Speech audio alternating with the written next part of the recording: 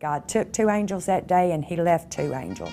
You've got this cable barrier all along I-20. I just still want her here. Except it comes to a complete stop at the Texas-Louisiana state line. What makes South Louisiana more special than North Louisiana? They're just worried that this just doesn't seem to be moving at any pace. What had happened to their daughter? 3, This could have been done years ago. 57 feet. It didn't hit home until I lost my daughter.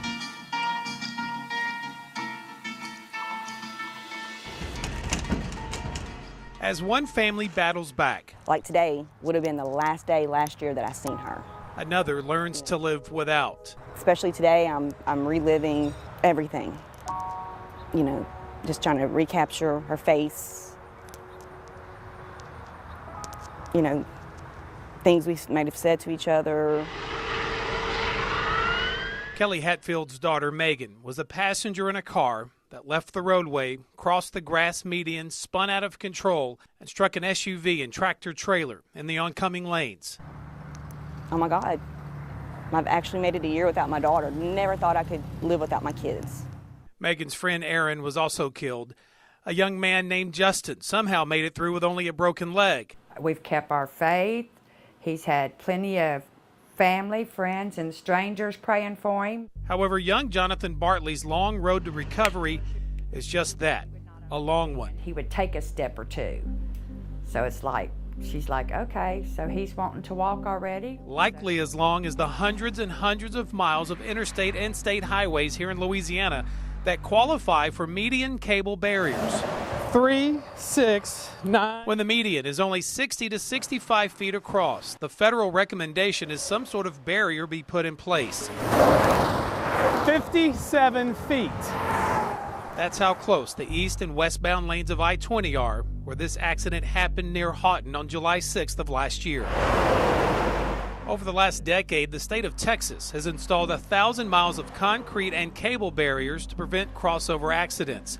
Louisiana, 80 miles worth, all down near Baton Rouge and New Orleans. It comes to a complete stop right about here at the Texas-Louisiana state line. But after our reports on the need for cable barriers, the Department of Transportation here in Louisiana announced a $5 million project to install 71 miles of cable barrier along I-20 from the Texas state line all the way to Bienville Parish. That day I found out that they are going to go put the barriers up, I've been waiting. Every time I pass it, I look for some type of marker, sign that they're starting. The wheels of progress may seem slow. So how was your 4th? But here at Rehab, it's motoring along at a rapid pace. So we just have to stretch this one a lot. Jonathan's talking, doing some walking and joking. Oh, they're the greatest team in history. Ha! What about my Saints? The fact he's saying anything at all is a miracle in itself. Just don't remember the accident, which I don't think I would want him to. Time heals. After July 6th, after that 1-year mark, I will no longer be able to say, this is what we did last year. But for Megan's mother, sadly, the passing of time makes her feel more separated from her daughter. Yet both parents recognized the good coming from that heartbreaking day. Do you remember what you said to me and Deanna last week about the cable barriers? That they ought to be put up? I think when you started reporting on it, it kind of shed a light, okay, this needs to be done.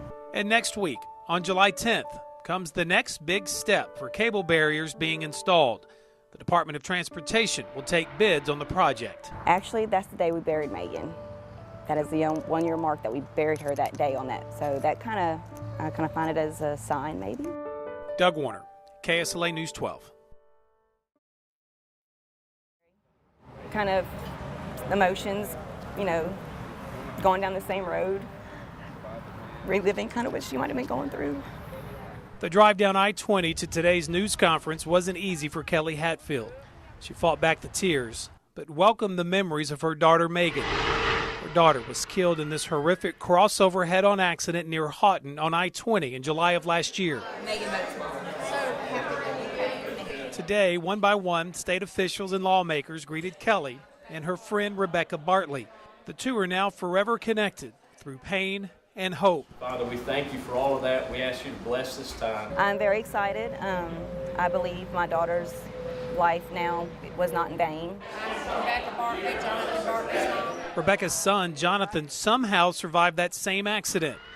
The accident killed two and left these two parents asking for answers. It's time to quit studying and do something. Where are all the cable barriers? Joining me here today, I want to introduce everyone that's here. Transportation Secretary Sherry LaBasse made it official today, and Senate Transportation Committee Chairman Senator Adley cut to the chase. I would tell you it's a great day, and it's also a sad day in that we all know we're very limited in money that we get from the federal government for these barriers. He thanked Kelly and Rebecca for helping us in the push for change. I came today to expressly look at you and say this to you. As one who's lost a child, myself, through tragedy, I wish I could remove your pain. People like yourself have done a very responsible thing. You have brought it to the forefront.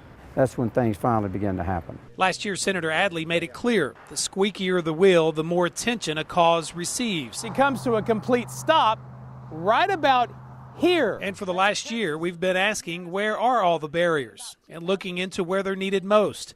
And again today, asking why it's taken so long. Well, I can say that it really is a decision. I pressed if other states have been installing cable barriers for years, why have we spent that same time just doing more and more research? Basically, I just kind of get an answer of, we're moving forward, this is a good thing. The answer is still not clear, but Kelly is just happy this day has finally come. I do believe that maybe this was God's purpose for her, that it'll bring more attention to something that should have been done years ago. If Megan can make some difference, she'd be happy with this.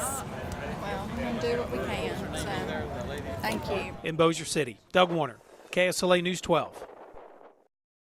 Another family shouldn't have to go through this when there's something out there that can stop it. Rebecca Bartley took to her Facebook page, as did Kelly Hatfield. We'll never get over this, ever. Just hours after learning of Casey Colley's death in this crossover accident, they began posting about their heartbreak over the news and their ongoing unanswered question, where are the cable barriers? How many lives have to be lost before they actually get them up?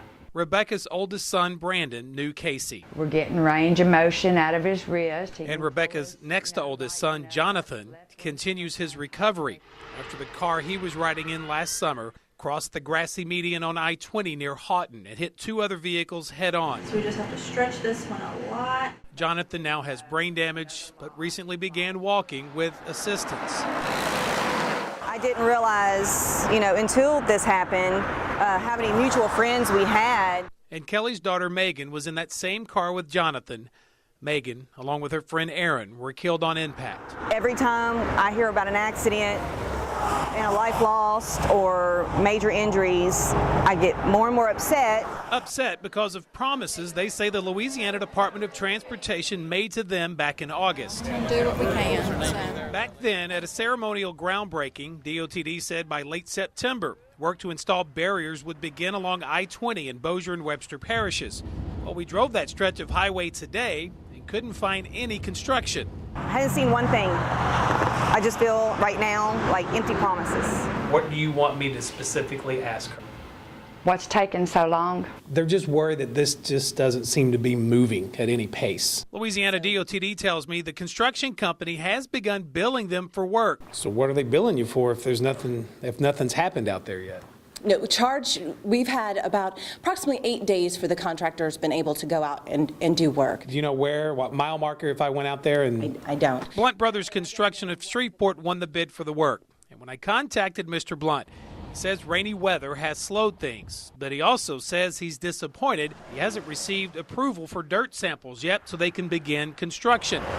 Blunt says he's waiting on Louisiana DOTD to approve the 50,000 truckloads he needs to bring in, and that hasn't happened. 3, 6, 9. And it's worth noting the median where Wednesday night's fatal accident happened 54 feet. is actually smaller than the median where Megan was killed. 57 feet. And Jonathan's life changed forever. Since the groundbreaking, I know of 3 crossover accidents on 3132. As of yet, no cable barriers are planned for the 3132 interloop. The ones planned for I-20 are already 2 months behind. Doug Warner, KSLA News 12.